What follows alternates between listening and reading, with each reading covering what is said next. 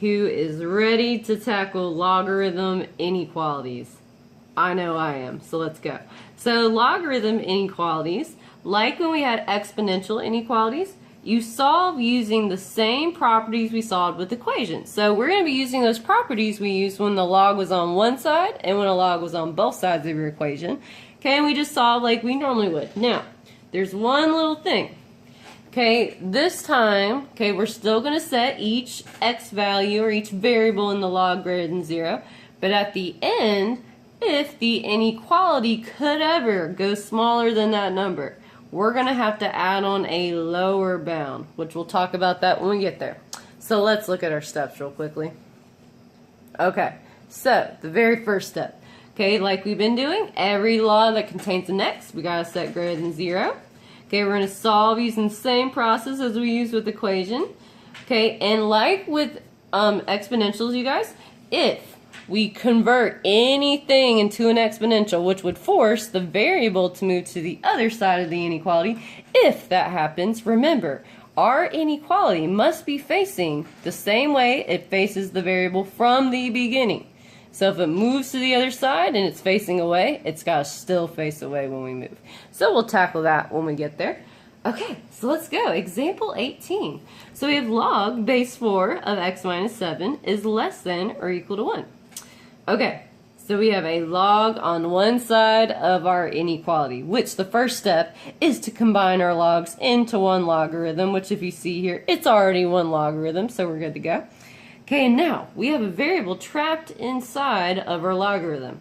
So the only way to get it out is to convert this bad boy into an exponential. Now, before we do that though, we cannot forget any log that contains a variable in it, we must set greater than 0. So I'm going to set x minus 7 is greater than 0 and solve real quickly. So the way that we move our negative 7 to the other side is by adding it. So let's add that 7 on both sides of our equation. Okay, so I'm going to add 7 on both sides because that's the opposite of negative 7. Negative 7 plus 7 cancels out and turns to 0. 0 plus 7 is 7. Okay, so I have to keep in mind on this side of my inequality that x has to be greater than 7. So I'm going to kind of keep that in the back of my mind. At the very end, I must check to make sure my inequality never goes below 7 because all my answers have to be greater than 7. Okay, so like we said, in order to get this x out of our logarithm, we have to convert this thing into an exponential. So, if you remember, like we've been doing, the base of the logarithm is the base of my exponential. And the bases always stay on the same side. So since my base is on the left-hand side, guess what, you guys? It's going to stay on the left. Okay, and remember, you guys, these two bad boys right here are going to trade spots. So my 1 is going to hop to the exponent of the 4. And my x minus 7 is going to hop to the other side. Now, this is crucial. You must listen. Okay, so since my inequality is facing away from my variable here, when I convert that bad boy into an exponential, it still must be facing away from it. So my symbol will flip, so it continues to be facing away from my x. Okay? Alright guys, let's keep going. 4 to the first power is 4, so 4 is greater than or equal to x minus 7. Alright, we got to move 7 to the other side, so the way we're going to do that, the opposite of negative 7 is adding 7. So I'm going to add 7 on both sides. Negative 7 plus 7 cancels out and turns to 0, and 7 plus 4 is 11. Okay, so my final answer would be, let's see, 11 is greater than or equal to x. Okay, which I'm going to show you two ways to write this because you know Miss Long, she likes her variables on the left hand side. So I'm going to write my variable on the left hand side. Okay, and since my inequality is facing away from my x, when I write on this side it still must be facing away from it. So this will be x is less than or equal to 11, which both of those mean that. Okay, now for our final piece, you guys, we must check here. Now, inequalities have more than one answer. Okay, when we had equations, we just had to check to see if that one answer worked. But now, it says all of my answers have to be greater than 7. but currently it's saying that my answer is everything that's less than or equal to 11. So we have to think about this. Could this inequality ever make me be anything that is less than 7? Because according to this, I always have to be greater than 7. So let's think about that. Are there any numbers that are less than 11 that are also less than 7? Holy hot dog, there are. We have things like -5 is less than 11, but that would not work in here because -5 is not greater than 7. We also have things like 0, 1, 2, 3, 4, 5, and 6. Those are all less than 11, but they are not greater than 7, so they're not going to work. Okay, guys, so not all of our answers are going to work. Now, some of them will. Like if I have 10, 10 is less than 11, but it is also greater than 7, so 10 works. Okay, so some things are going to work. So, to make sure that our inequality never goes below 7, okay, if that ever happens, we have to tack on a lower bound. So it's less than or equal to 11, but it's got to be greater than 7 according to that. Okay, it has to be. Okay, or if you're this way, it'd be greater than 7. Okay, so no matter which way you guys write it, okay, your inequalities are facing the same way. Okay, if they're opening up to the left, they both are opening up to the left. If they are both opening up to the right, they are both opening up to the right. Okay, you can't just have like, this is not allowed. So this is my answer. I'm going to circle it before we get confused. So this is my final answer. Okay, and this is illegal. This is what I don't want to see. Okay, I don't want to see this. See how our inequalities are like facing each other? Okay, that's not allowed. They're not allowed to talk to each other. Okay, they're also not allowed to face back to back. Okay, you couldn't have like this.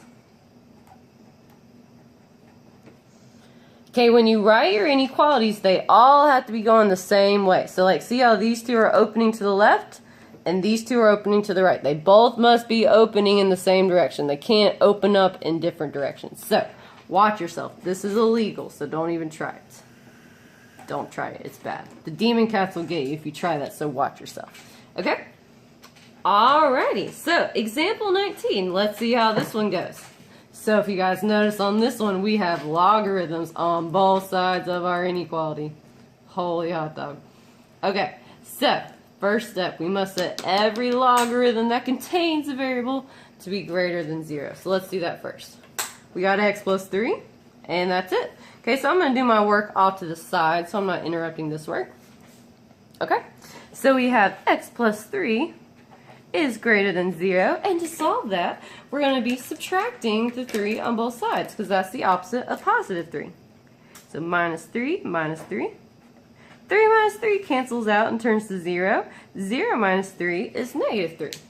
So currently we have x has to be always greater than negative 3. It has to. Okay, so we're going to keep that in the back of our mind.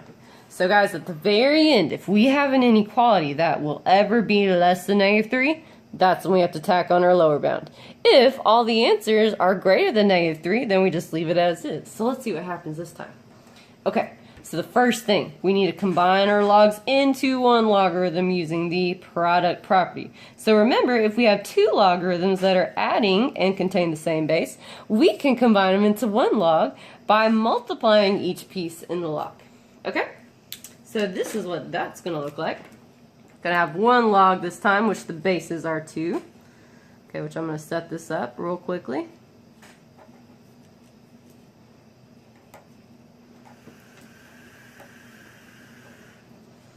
Okay, let's go. So, using the product property, since we are adding two logarithms together, we can combine them into one logarithm by multiplying each of these numbers together. So, we're going to be multiplying the 4 to the entire x plus 3.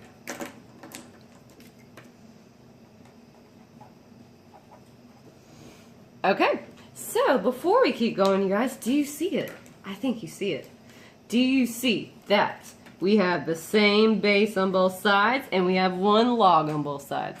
Holy hot dog, you guys know what to do. Just like in this one up here, when that happens, we can drop the numbers inside the logarithm.